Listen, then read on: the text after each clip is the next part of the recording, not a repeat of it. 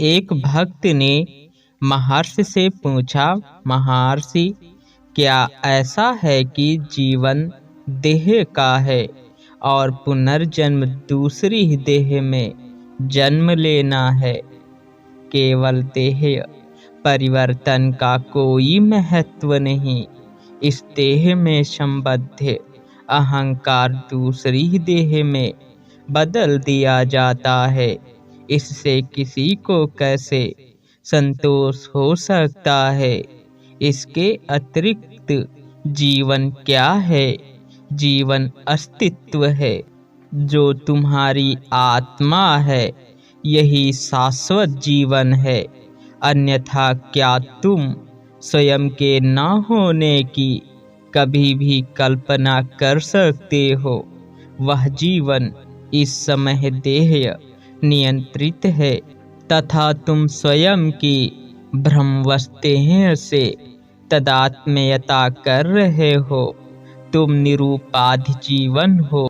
यह शरीर तुमसे मानसिक कल्पनाओं के उभार रूप में संबद्ध हो जाता है और अब तुम मैं देह हूँ के विचार से दुखित हो रहे हो।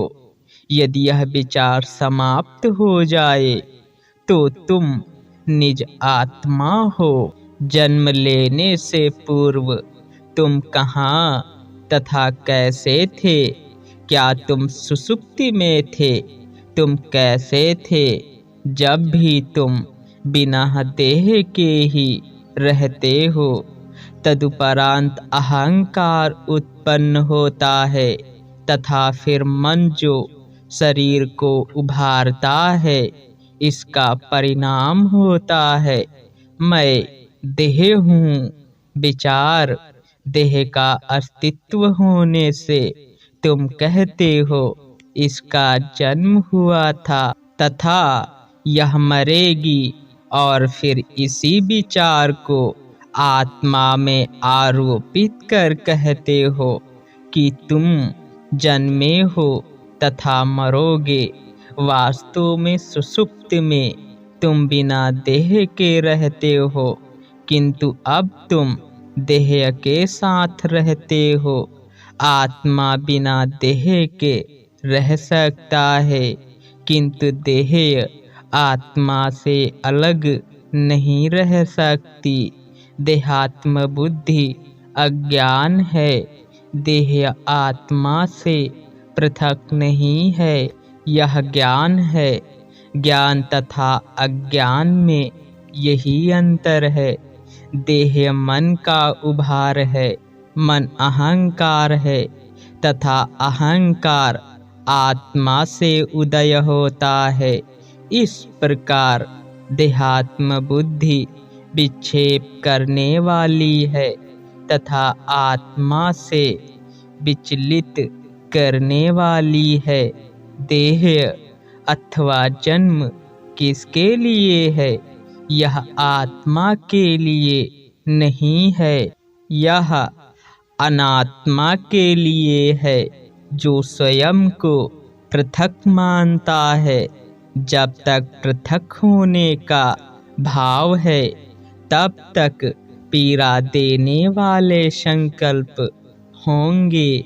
यदि हम मूल स्रोत को पुनः प्राप्त कर लें तथा पृथक होने के भाव को नष्ट कर दें, तो शांति होगी। विचार करो, जब एक पत्थर को ऊपर फेंका जाता है तो क्या होता है? वह पत्थर अपने स्रोत को छोड़कर ऊपर जाता है तथा नीचे आने का वह प्रयत्न करता है तथा जब तक चलता रहता है, जब तक कि वह अपने निज स्रोत को प्राप्त न कर ले, जहाँ वह स्थिर होता है। इसी प्रकार सागर का जल भाप बनकर मेघ बनता है। वायु मेघ को जल में परिवर्तित करती है। वर्षा के रूप में यह जल नीचे आता है और वर्षा का जल पहाड़ों पर गिरता हुआ, सरिता एवं तालाबों में होता हुआ, अपने मूल स्रोत सागर में ही पहुंचकर शांति पाता है। इसी प्रकार तुम देखो, जहाँ कहीं भी स्रोत से पृथक होने का भाव है, वहीं उद्वेग एवं चांचल्यता है। जब तक कि पृथक होने का भाव नष्ट नहीं हो जाए, तुम्हारे साथ भी ऐसा ही है। अब चूंकि तुम देह से तादात्म्यता करते हो, तुम समझते हो कि तुम वास्तविक आत्मा से पृथक हो। इस मिथ्या तादात्म्यता के नष्ट होने से पहले तथा तुमको सुखी होने के लिए अपने मूल स्रोत को प्राप्त करना होगा। स्वर्ण एक आभूषण नहीं है, तथापि आभूषण स्वर्ण के अतिरिक्त कुछ नहीं है। आभूषण किसी भी आकृति का हो तथा आभूषण कितने ही भिन्न हो, केवल एक सत्यता है, अर्थात स्वर्ण। इसी प्रकार देह तथा आत्मा के बारे में भी है। अद्वितीय सद्वस्तु आत्मा ही है। स्वयं की देह से तादात्म्यता करना और फिर आनंद खोजना, मगर की पीठ पर बैठकर नदी पार करने के समान। देह से तादात्म्यता बहिर्मुखी प्रवृत्ति एवं मन के चांचल्य के कारण होता है। इस अवस्था में बने रहने से सदैव ही उलझन बनी रहेगी तथा कभी भी शांति नहीं होगी। निज स्रोत को खोजो, आत्मा में विलीन हो जाओ एवं केवल होकर रहो। पुनर्जन्म का अर्थ है वर्तमान अवस्था से असंतोष एवं पुनः जीवन प्राप्त करने की इच्छा। जहाँ कोई भी असंतोष नहीं होगा, जन्म देह का होने से आत्मा को प्रभावित नहीं कर सकता।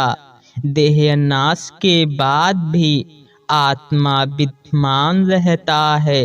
असंतोष का कारण शाश्वत आत्मा का नश्वर देह की मिथ्या तादात्म्यता से है।